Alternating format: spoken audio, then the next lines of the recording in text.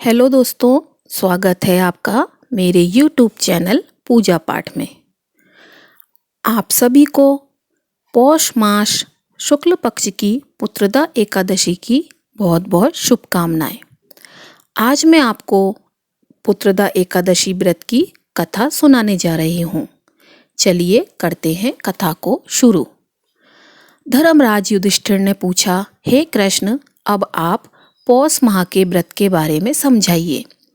इस दिन कौन से देवता का पूजन होता है तथा क्या विधि है? इस पर श्री कृष्ण बोले, हे राजन, पौष शुक्ल पक्ष की एकादशी का नाम पुत्रदा एकादशी है। इसका पूजन विधि से करना चाहिए। इस व्रत में नारायण भगवान की पूजा करनी चाहिए। इसके पुण्य से मनुष्य तपस्वी, विद्वान और लक्ष्मीवान होता है। इसकी मैं एक कथा कहता हूँ, सुनो। भद्रावती नगरी में सुकेतुमान राजा राज्य करता था। वह निपुत था। उसकी स्त्री का नाम शैब्या था। वह सदैव निपुती होने के कारण चिंतित रहती थी। इस पुत्रहीन राजा के पितर रो रो कर पिंड लेते थे और सोचा करते थे, इसके बाद हमें कौन पिंड देगा। इधर राजा को भी राज्य वैभव से भी संतोष नहीं होता था। इसका एकमात्र कारण पुत्रहीन होना था। वह विचार करता था कि मेरे मरने पर मुझे कौन पिंड देगा। बिना पुत्र के पितरों और देवताओं से ऋण नहीं हो सकते। जिस घर में पुत्र ना हो वहाँ सदैव अंधेरा ही रहता है। इसलिए मुझे पुत्र की उत्पत्ति के लिए प्रयत्न करना चाहिए। पूर्व जन्म के कर्मों से ही इस जन्म में पुत्र की धन आदि मिलते हैं।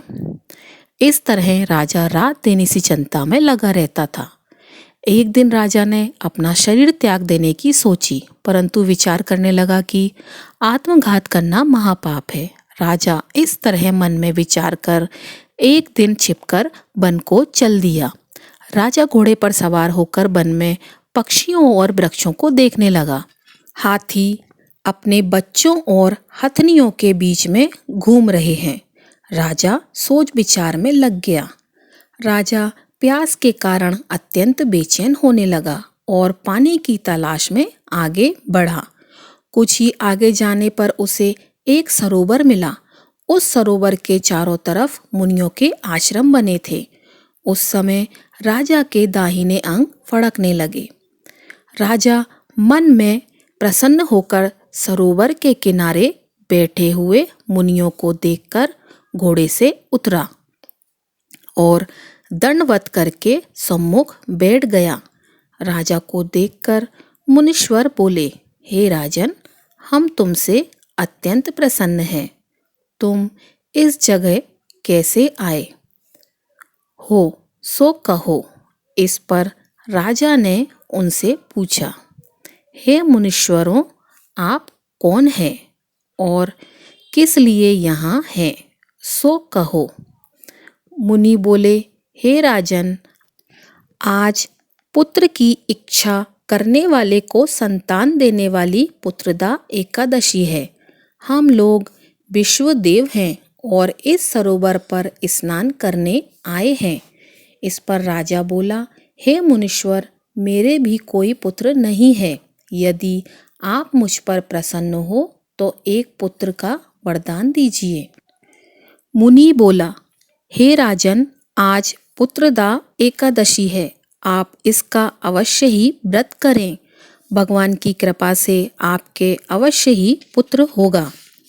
मुनि के वचनों के अनुसार राजा ने एकादशी का व्रत किया और द्वादशी को पारायण किया और मुनियों को प्रणाम करके अंत में अपने महल को वापस आया। अंत में रानी ने गर्भ धारण किया और 9 माह के पश्चात उसके एक पुत्र रत्न पैदा हुआ।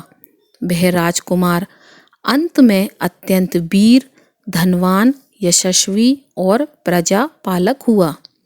श्री कृष्ण भगवान बोले, हे राजन, पुत्र प्राप्ति के लिए पुत्रदा एकादशी का व्रत करना चाहिए। जो मनुष्य इसका महात्म्य श्रवण व पठन करते हैं उनको स्वर्ग मिलता है। इस तरह से कथा का समापन हुआ। अगर आपको वीडियो अच्छी लगी हो तो वीडियो को लाइक कीजिएगा और चैनल को सब्सक्राइब कीजिएगा। आपका दिन शुभ हो।